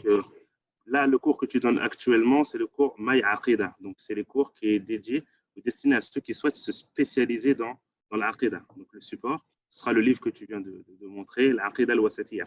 Donc, ça, c'est pour celui qui souhaite vraiment, se spécialiser dans l'Aqida, aborder les détails du sujet avec Cheikh Mohamed. Ensuite, on a la deuxième matière qui est Aqida, un cours à la carte, d'une heure, c'est tout. La matière actuellement, Maï Aqida, elle est de 3 heures. On a 2 heures de cours plus 1 heure de révision. Quant à la matière Aqida à la carte, cette matière, elle est dédiée à celui, par exemple, qui aurait pris une autre matière, par exemple, il a pris le fiqh, mais il souhaite apprendre la Aqida, mais de manière générale, pas entrer forcément dans les détails, pas vraiment se spécialiser, et ainsi de suite. D'accord? Donc ça, c'est pour le cours à la carte. C'est pour le cours à la carte. Donc j'espère que la différence entre les deux ont été retenues. Et pour les cours, tous les cours sont présents en replay sur la chaîne YouTube. Voilà. Ça ne te dérange pas, Abdallah, que je continue encore un peu, hein? Non, il n'y a pas de problème. Tu as jusqu'à 10h59. Masha'Allah. Je ne vais pas aller jusque-là. Frère, mais étant donné qu'on vous a pas, je dirais, on n'a pas donné l'occasion de aux questions les dernières fois, je dirais, on doit, je dirais, on doit vous donner la parole aujourd'hui. Les dernières fois, on a été toujours un peu pressés. Donc, comment faire si nous n'avons pas de voie dans laquelle nous excellons, dans le sens où nous faisons une multitude d'actions, sans pour autant exceller dans une adoration spécifique. Accepte que ce qu'Allah subhanahu wa ta'ala t'a donné. Fais l'effort comme tu peux. L'excellence, ce n'est pas, il n'y a personne qui peut nous donner la définition de l'excellence. Qu'est-ce que c'est? C'est quoi l'excellence? L'excellence, c'est quelque chose de très relatif. Tu pourrais, à partir du moment où tu fais le maximum d'efforts dans une bonne action, tu excelles. Et quelqu'un qui excellerait et qui ferait plus que toi, ben, il a excellé pour lui. Mais toi, tu as fait l'excellence. Chacun a sa capacité. Acceptons-nous comme nous sommes. Et on sera bien. Et ne pas rester tout le temps frustré par rapport à ce qu'on est capable de faire et pas capable de faire. Et bien sûr, il est important de fréquenter les musulmans afin de prendre exemple de l'un de l'autre. Il y a des gens qui sont, masha'Allah, dans l'altruisme, dans ce qu'ils font, dans ce qu'ils donnent aux autres. Et haqiqatan, ça nous inspire. Et ça nous fait qu'on veut être comme eux. Mais on ne va pas forcément arriver à ce à quoi ils sont arrivés. Mais si on fait le maximum de ce qu'on peut, on a excellé. Donc l'excellence, c'est quelque chose de très, très, très relatif. Si tu fais le maximum d'efforts pour quelque chose, tu as excellé. Le prophète, alayhi salatu wassalam, par rapport à la lecture du Coran, qu'est-ce qu'il dit? Il dit celui qui lit le Coran de manière excellente, de manière parfaite, eh bien, il est avec avec les anges rapprochés d'Allah subhanahu wa ta'ala. Celui qui lit le Coran, mais de manière avec difficulté, et il n'arrive pas à prononcer, c'est très difficile. Pour un verset, il a besoin de 2 jours pour pouvoir l'étudier et pour pouvoir le prononcer correctement. Falahu ajran, il a 2 récompenses parce qu'il fournit l'effort. Donc, le prophète, regardez comment il n'a pas dit, voilà, vous devez tous être des anges, rapprocher des anges dans votre lecture du Coran. Chacun, Allah subhanahu wa ta'ala, qu'est-ce qu'il lui a donné? Accepte ce qu'Allah subhanahu wa ta'ala a donné, fais des efforts pour évoluer, pour exceller, et l'excellence, c'est ton excellence. C'est l'excellence de personne. Personne qui va te donner, je dirais, la limite. Galaxy S10, donne-moi juste un petit moment, encore un peu de lecture dans les questions. Fikum barakallah. On va savoir s'il y a une possibilité de revoir les premiers cours car je n'ai pas pu y assister. Oui, oui, effectivement, les premiers cours Galaxy S10, et je vais te donner la parole. Oui, vous avez accès aux cours sur la chaîne YouTube, Inch'Allah ta'ala. Ils sont automatiquement, pour ces cours-ci, ils sont mis sur la chaîne YouTube. Je t'en prie. Salam alaikum wa Alaykoum salam wa rahmatullahi wa barakatuh. Je vous remercie tout d'abord pour cette intervention de qualité, mashallah. Moi, j'aurais effectivement une réaction et également une question par rapport à tout ce qu'on vient d'aborder. Donc, on a étudié, on a abordé quelques concepts, hein, donc notamment des concepts qui restent assez théoriques pour moi. Donc, alhamdulillah, en fait, ça nous pousse à nous interroger, à comprendre un petit peu où en est notre cheminement, on va dire, et notre relation à Dieu. Mais donc en fait, dans ces concepts, lorsqu'on fait une introspection sur soi, il est parfois difficile en fait de créer une passerelle entre la théorie et la pratique en fait au quotidien. Donc entre les connaissances qu'on essaie de chercher, cette quête de savoir, et dans notre vie de tous les jours en fait, notamment lorsqu'on a des épreuves, notamment le quotidien, tout simplement. Donc en fait, ma question, ce serait justement de comment créer ce lien pour passer de ces connaissances théoriques à la pratique, parce que finalement, dans notre communauté, si on regarde bien, là actuellement, il y a beaucoup de moyens de communication, on a beaucoup de possibilités d'accéder à la science, beaucoup de livres, alhamdoulilah, mais au final, on sent quand même que les cœurs sont malades, qu'il n'y a pas forcément de présence à Dieu, qu'on intellectualise énormément certaines notions, donc ça les rend quelque part inaccessibles, et qu'on agit surtout comme des consommateurs vis-à-vis de ça. Donc, comment insuffler un peu d'âme dans tout cela, comment mettre un peu de vie, comment mettre du cœur pour revivifier justement cette sunna du prophète sallallahu alayhi wa sallam et qu'au quotidien, en fait, on puisse, à l'exemple du prophète sallallahu alayhi wa sallam, être en cohérence, en fait, avec tout ce qu'on apprend aujourd'hui. Donc, je ne sais pas si j'ai été assez claire, mais voilà, ce serait vraiment plutôt des conseils et voilà, simplement. Barakallahu fik. Fikum barakallah. Franchement, j'ai pas grand-chose à redire. Votre question, elle est claire. Je dirais ce que vous venez de dire est très très clair. D'où vient l'importance de fréquenter les croyants et d'être toujours éveillé par rapport à ce qu'on voit autour de nous, par rapport aux différents vécus des croyants, différents vécus des gens parmi nous, autour de nous. Je dirais le musulman se doit de ne pas être seul et isolé. Parmi les sagesses de cela, c'est que le croyant est le miroir de son frère ou de sa sœur. C'est-à-dire que quand on va fréquenter les musulmans, quand on va fréquenter la mosquée, quand on va fréquenter les croyants et les croyantes, on va tirer de chacun d'entre nous ce qu'il y a de meilleur. Et on va voir les manquements que nous avons. Passer de la théorie à la pratique, eh bien, c'est de s'imprégner du vécu de l'islam. Parce qu'en fait, on a, comme vous avez très très bien dit, je dirais, on a intellectualisé ces connaissances et personne n'est à l'abri. En fait, on est tous un peu, je dirais, influencés, imprégnés par la manière dont on a appris.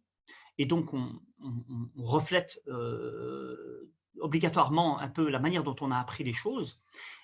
S'imprégner de la vie du prophète, alayhi salatu wassalam, s'imprégner de son vécu avec beaucoup de méditation, d'essayer de lire entre les lignes, de penser comment est-ce que ça a été vécu, comment le prophète alayhi salatu wassalam a évolué, comment est-ce qu'il était à la Mecque, à Médine, s'imprégner des livres de la Sunna. Il ne faut pas avoir peur de lire Sahih al-Bukhari, de lire Sahih Muslim, de lire les livres de hadith.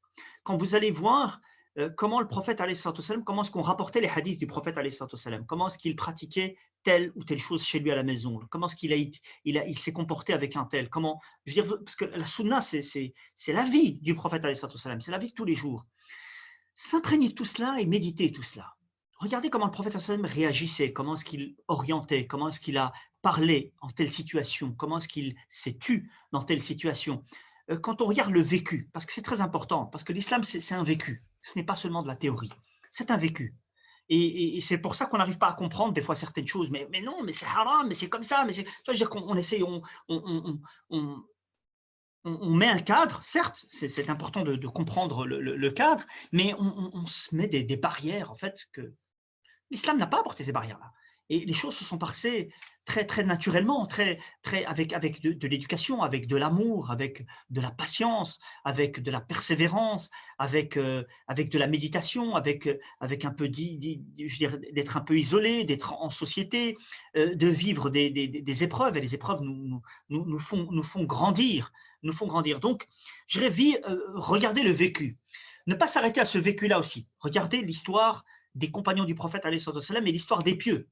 Et d'ailleurs, les savants, lorsqu'ils ont écrit des ouvrages par rapport à cela, je pense à Siyar A'lam al-Nubala, donc les biographies des gens pieux, des gens nobles, 25 tomes de l'imam al-Zahabi, ou Safwat al-Safwa de, je pense c'est Ibn al-Jawzi ou Ibn al-Qayyim, qui va rassembler les biographies des gens pieux des premiers siècles et ils vont nous raconter leur vécu. Bien sûr, il ne faut pas trop idéaliser non plus. Il faut être réaliste, comme on a dit par rapport à la spiritualité. Il ne faut pas trop idéaliser. Il ne faut pas trop exagérer, je veux dire, le fait que c'est vrai que ces gens-là, quand on lit leur histoire, c'était des anges, ou plus que des anges, sur Terre. Mais donc, il faut s'imprégner de ce vécu et il faut s'imprégner du vécu contemporain. On a beaucoup de biographies de certains savants. Bien sûr, les livres en arabe sont beaucoup plus nombreux que ceux qui sont en français. On a des vécus contemporains de gens très pieux, des gens qui ont marqué l'histoire au niveau contemporain, des savants.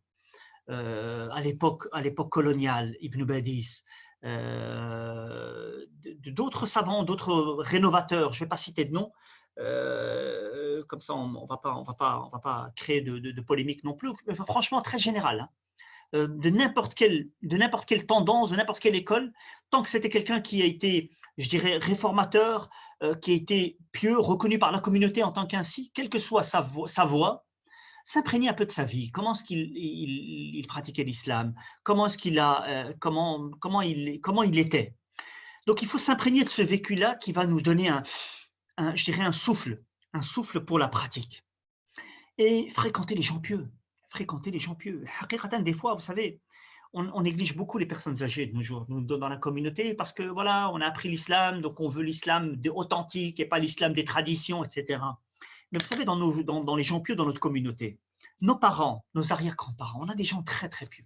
Même si des fois en apparence, ils n'ont pas une apparence pieuse, mais c'est des gens qui sont très assidus à la prière, qui se lèvent la nuit pour prier, qui jeûnent de manière constante, qui sont en très forte relation avec le Coran.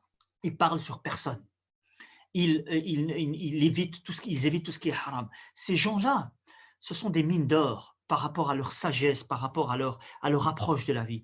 Tout cela, wallahu ta'ala alam, ça nous donne un souffle, ça nous donne un vécu. Et à ce moment-là, on va vraiment se voir, on va voir notre réalité dans un miroir.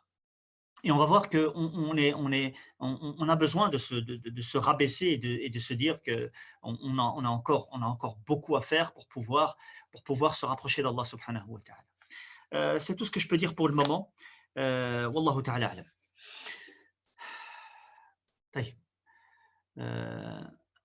Les courriers, on a répondu. Bachir, je te donne la parole tout de suite, excuse-moi. J'ai beaucoup aimé la deuxième partie de votre exposé parce que vous êtes libéré des conventions, que vous avez pris une parole plus imagée et accessible. Accessible car le sujet de la spiritualité est très complexe. Ouais, je veux dire, excusez-moi, je vais être très très franc avec vous. Je ne suis pas forcément apte à pouvoir parler en détail de toutes les voies spirituelles qui existent et surtout, je dirais, des dimensions soufis. Le soufisme est un héritage très très grand, très très riche, très très grand, mais un point très important, cet héritage-là, tout le monde ne peut pas profiter de cet héritage-là comme il se doit, car il y a du bon et du mauvais, il y a des choses même très dangereuses, qui peuvent aller jusqu'à la mécréance. Et bien sûr, on ne peut pas délaisser cet héritage-là de manière complète non plus. Mais il faut être conscient que tout ce qui est d'ordre de l'expérience spirituelle, parce que ce que disait la sœur est très pertinent. Il est très très pertinent. Donc ce souffle du passage de la théorie à la pratique et de nos réactions par rapport à notre vécu que nous vivons, on va trouver dans l'expérience spirituelle de beaucoup de gens, peut-être même de non-musulmans, Je n'écarte pas cela. Mais je peux pas, je veux dire, les gens sages, les gens matures, les gens qui font la différence entre les choses, ils peuvent tirer même des non-musulmans des choses très très intéressantes par rapport au vécu. Parce que c'est l'être humain à la fin. Mais ce qui est de l'ordre de l'expérience spirituelle dans l'héritage soufi, il est intéressant, il n'est pas à jeter à la poubelle. Et c'est ce que les grands savants nous disent. Ibn Taymiyyah, rahimahullah, ceux qui pensent que Ibn Taymiyyah était un radical et un extrémisme et qui voient que c'est du blanc ou du noir, ils se trompent de manière à 100%. Ibn Taymiyyah, rahimahullah, est un des personnages les plus justes parmi les savants. On l'idéalise pas, mais c'était quelqu'un de très juste, de très objectif, de très méthodologique, et il tirait de ce que disaient les grands soufis, que certains savants ont même jugé comme étant plus musulmans par rapport aux égarements qu'ils avaient, et il tirait même des grands philosophes, comme Ibn Sina par exemple, des choses justes qu'il disait, et qu'il mettait dans son contexte, et il réfute ce qu'il y a à réfuter. Donc, ce que je veux dire par là, je termine là-dessus, c'est dans l'héritage spirituelles que nous avons dans notre histoire, il y a des choses très intéressantes à tirer. Mais il est à prendre avec mesure par rapport au Coran, par rapport à la Sunna. C'est pour cela que Ibn Taymiyyah ou même Ibn al-Qayyim rahimahullah ta'ala, ce sont des références incontournables. Hein. C'est pas parce qu'on est, des gens qui reviennent toujours à eux et que à eux, non. Ce sont des gens qui ont fait un travail critique et qui sont une référence incontestée, même dans le monde académique non musulman. Lisez le nombre de thèses qu'il y a sur Ibn Taymiyyah, des livres qui ont été écrits sur Ibn Taymiyyah, même par des non-musulmans, vous allez être étonné de ce qui est écrit, en arabe, en français, dans toutes les langues. Dans toutes les langues. Et donc, il faut prendre la mesure. Alors, ce que je voulais dire, c'est qu'Ibn al-Qayyim, rahimahullah, par exemple, il ne refute pas de manière systématique toute la terminologie qui existe dans le monde soufi. Des termes comme al-fana, comme al-dhawq, comme al-faqr, des terminologies tout à fait soufis. Mais il prend cette terminologie-là et il la met, je dirais, sous le microscope, et il va retirer ce qui est tout à fait, qui émane des concepts du Coran et de la Sunna, des pratiques du Coran et de la Sunna, et il va éloigner ce qui ne fait pas partie de l'islam, tout simplement. Tout simplement. Bachir, je te donne la parole. Tfaddal, Bachir. Bachir. Donc, Jazakallah khair pour l'intervention. J'avais une question. Est-ce que le thème de l'ikhlas, c'est la sincérité, est-ce que ça fait partie des thèmes de l'aqida? Je sais que dans l'aqida, on aborde tout ce qui est tawhid et tout ça, mais est-ce que le ikhlas est un des sujets en particulier? Et est-ce qu'on va aborder les kayfiyat de comment est-ce que travailler son ikhlas et renforcer tout ça? Jazakallah khair. Wa yakum inshallah. Bien sûr, tout à fait. En fait, l'ikhlas, son sens, quand on l'aborde dans l'aqida, en fait, bien sûr, il faut l'aborder dans le tawhid, c'est-à-dire l'ikhlas dans son sens où seul Allah subhanahu wa ta'ala a le droit d'être adoré et qu'il est l'unique vers qui tout acte de dévotion doit être voué. Ça, c'est un aspect très théorique et très pratique, bien sûr, que l'invocation ne doit se faire que pour Allah subhanahu wa ta'ala. Ça, c'est un sens de la spiritualité, mais il y a l'autre sens de la spiritualité qui est l'opposé de l'ostentation, et que c'est un acte du cœur. Et il y a tout, je dirais, les différents niveaux de la sincérité et comment s'éloigner de tout ce qui vient entacher et la sincérité envers Allah subhanahu wa ta'ala. C'est un sujet tout à fait du domaine de la aqidah, mais c'est un domaine de la spiritualité. Bien sûr, on va aller par étapes. En fait, nous ici, on va aller par étapes, et c'est pour ça qu'on va construire, je dirais, on va construire ensemble, Inch'Allah ta'ala, des concepts. On va construire. J'exagère un peu, mais je veux dire, on va développer dans l'enseignement, je dirais, comment est-ce qu'on va percevoir les concepts et leurs sources. Et on va en discuter. Et il y a un autre niveau. Après ça, on va passer après l'aqid al-wasitiyya, même si dans l'aqid al-wasitiyya, on va parler de manière globale, bien sûr. Avec le temps, on est obligé de terminer le livre et de faire un commentaire global pour comprendre tous les concepts qui sont dédiés. Mais après ça, il y a le deuxième niveau, c'est la servitude à Dieu, l'ubudiyya, toujours encore une fois d'Ibn Taymiyyah, hein, mais on changera, Inch'Allah, vous inquiétez pas. S'il y a des livres plus pertinents, bien sûr, et des livres qui existent en français. Et là, c'est un sujet un peu beaucoup plus spirituel, où la question de ikhlas, dans son aspect pratique, y est abordée, Inch'Allah ta'ala. Le lire le Coran en français est-il une adoration? C'est une adoration, certes, quand on veut comprendre la parole d'Allah subhanahu wa ta'ala, mais ce n'est pas la lecture du texte mère et les textes qui s'y rapportent, c'est-à-dire qu'on va avoir la récompense par rapport à chaque lettre, par rapport à ça. Mais on a une récompense, Inch'Allah ta'ala, et Allah subhanahu wa ta'ala est tout à fait, je dirais, c'est pourquoi, je dirais, on lit le Coran en français et pourquoi on n'arrive pas à lire le Coran en arabe, et Allah subhanahu wa ta'ala va te rétribuer, Inch'Allah ta'ala, par rapport à cette intention-là. Et je veux dire, c'est une adoration sans aucun doute. Le fait de lire le Coran, le fait de lire tout ce qui peut te rapprocher d'Allah subhanahu wa ta'ala, et le Coran, il est, je dirais, au top de cela. Mais je veux dire, le Coran en français, ce n'est pas le Coran en arabe. Mais la rétribution, laisse ça pour Allah subhanahu wa ta'ala, la rétribution est grande par rapport à l'effort que tu fais, Inch'Allah ta'ala.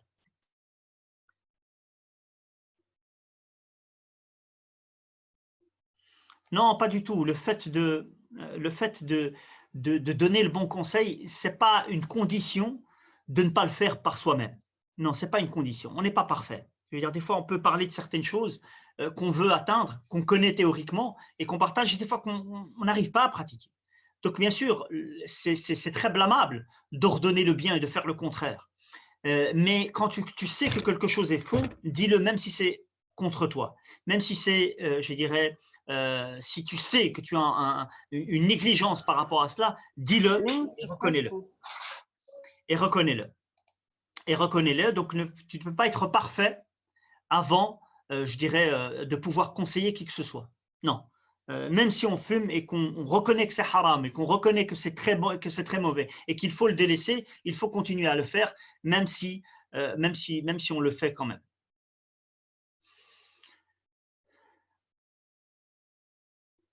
Oui, je veux dire, oui, il y a une absence. C'est pas, je dirais, c'est pas quasi absence. Oui, c'est vrai. C'est très problématique et c'est pour ça que de nos jours, en fait, au niveau de la spiritualité, on retrouve beaucoup de convertis qui s'en vont dans des confréries soufis et malheureusement, des fois, ils vont très très loin. Je dirais, il y a de nos jours, attention, je veux dire, il y a même un soufisme politique de nos jours. Hein. Il faut en être conscient. Il y a un soufisme politique qui vient pour, je dirais, qui passe bien partout et qui vient, je dirais, faire, je dirais, un peu, qui vient un peu faire la concurrence à tout ce qui existe.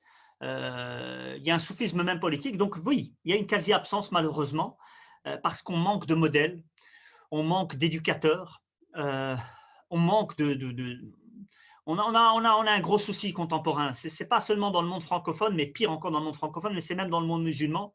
On a un problème. Il y a plusieurs raisons à ça, haqiqatan. Il n'y a pas que le problème de l'éducation. L'histoire contemporaine, d'où on vient, d'où la communauté musulmane vient, par où elle est passée durant ces 2 siècles derniers, joue un rôle aussi important dans l'explication de ce qu'on vit aujourd'hui. Et la manière dont on approche l'islam, la manière dont on apprend l'islam, tout cela a un problème. Mais on doit revenir à l'essentiel. Il faut pas, je dirais, le Coran est là, alhamdulillah, il est lu dans sa langue originelle. Des exemples, il y en a encore, des gens pieux, il y en a encore. Et donc, on n'a pas d'excuse, Inch'Allah. Est-ce qu'on peut dire que cette personne, une personne qui est en quête d'essayer beaucoup de choses dans son adoration, est-ce qu'on peut dire que cette personne est hypocrite? Non, l'hypocrisie, c'est d'être, je dirais, l'hypocrisie dans la manière pratique. Hein. Je ne parle pas de l'hypocrisie de la croyance, c'est-à-dire qu'on montre qu'on est musulman et qu'on n'y croit pas du tout. Je parle donc de l'hypocrisie pratique, c'est-à-dire que quelqu'un qui n'est pas en cohérence avec ses valeurs et avec ses croyances dans certaines choses, il est lourd à la prière, lorsqu'il parle, il ment, lorsqu'il s'énerve, il devient grossier, lorsqu'il donne une promesse, il ne la tient pas, ou tout ce qui viendrait en contradiction, c'est de l'hypocrisie pratique qui est effacée par les bonnes actions et par le repentir, etc. Je veux dire, tant que quelqu'un fait l'effort et essaye de faire des bonnes actions, même s'il retombe, il revient. Tant qu'il retombe, il revient vers Allah subhanahu wa ta'ala. La porte du repentir, elle ne se ferme pas. Et Allah aime qui? Allah subhanahu wa ta'ala, il nous a dit qu'il n'aime pas seulement, il n'a pas dit qu'il aime les repentants. Il n'a pas dit ça. Il a dit qu'il aime ceux qui se répandent beaucoup. At-tawwabun, et non pas at-ta'ibun. Inna Allah yuhibbu at-tawwabin wa yuhibbu al-mutatahhirin. Il aime ceux qui se repentent tout le temps. Ça veut dire que l'être humain fait des erreurs tout le temps. Il est négligent tout le temps, à différents niveaux. Il n'y a personne qui est parfait. Et c'est pour cela qu'il faut revenir vers Allah subhanahu wa ta'ala tout le temps. Et donc, tant qu'on est sincère au plus profond de nous-mêmes, notre croyance est sincère, on aime cette religion, on aime Allah subhanahu wa ta'ala, on aime le prophète alayhi salatu wa salam, on veut se rapprocher d'Allah subhanahu wa ta'ala, le fait que des fois on est négligent, on a des faiblesses, etc., ne vont pas faire de nous un hypocrite complet. Il faut revenir vers Allah subhanahu wa ta'ala et tout le temps. Lors de l'envoi des mails par MyDars, vous dites que les cours sont gratuits, mais en réalité, ils ne le sont pas. Si je comprends bien, quelqu'un qui n'a pas d'argent ne peut pas s'instruire et connaître sa religion. Et je suis vraiment désolé pour le dérangement, je ne sais pas être entendu. Khair, Inch'Allah. Écoutez, cela ne veut pas dire... ok, khair, ça c'est en privé. Donc en fait, le fait que des cours soient payants ne veut pas dire que quelqu'un qui n'a pas d'argent ne peut pas s'instruire. Ça c'est faux. Ça c'est complètement faux parce que nous ne sommes pas la source unique de l'apprentissage. Les sources d'apprentissage sont très très très nombreuses et il y a beaucoup de voies pour apprendre et beaucoup de moyens d'apprendre. Nous ne sommes pas les seuls et uniques. Mais Inch'Allah ta'ala, envoyez un mail à MyDars Institute. Si vous n'avez pas les moyens, si vous voulez, etc., envoyez un mail, s'il vous plaît. Et ils feront le maximum, Inch'Allah ta'ala, pour les gens qui sont en difficulté. Mais vous imaginez qu'une organisation pareille ou un institut pareil ne fonctionne pas gratuitement et ça induit énormément de frais. Tout à fait. La fréquentation joue un rôle très, très, très, très important. Dis-moi qui tu fréquentes, je te dirai qui tu es. Gérer le fait qu'on se retrouve seul, c'est vrai qu'on se retrouve des fois seul et très étranger parmi les gens par rapport à notre spiritualité, par rapport à notre adoration, eh bien, il faut revenir à Allah subhanahu wa ta'ala et s'attacher à Allah subhanahu wa ta'ala le maximum et en faire son ami intime, faire d'Allah subhanahu wa ta'ala son ami intime. C'est ce qu'était Al-Khalil Ibrahim alayhi salam. C'est la seule solution. Ou alors, émigrer et changer d'endroit, changer de ville, changer de quartier, changer de pays, s'il le faut, pour pouvoir rejoindre les croyants et être parmi eux. Bien sûr, le mauvais comportement, tout dépend. Bien sûr, c'est une forme d'hypocrisie. Le prophète alayhi salam a dit clairement que celui qui, quand il s'énerve, il devient grossier. Ou quelqu'un qui devient violent automatiquement quand il s'énerve, bien sûr que c'est un signe d'hypocrisie pratique, qu'Allah subhanahu wa ta'ala cache nos défauts et qu'il améliore nos comportements. Voilà. Barakallahu fikum, jazakumullah khair pour votre présence, pour votre participation et donc on se voit Inch'Allah ta'ala dès que les cours reprennent. بإذن الله تعالى سبحانك اللهم وبحمدك أشهد أن لا إله إلا أنت أستغفرك وأتوب إليك وآخر دعوانا أن الحمد لله رب العالمين والسلام عليكم ورحمة الله وبركاته.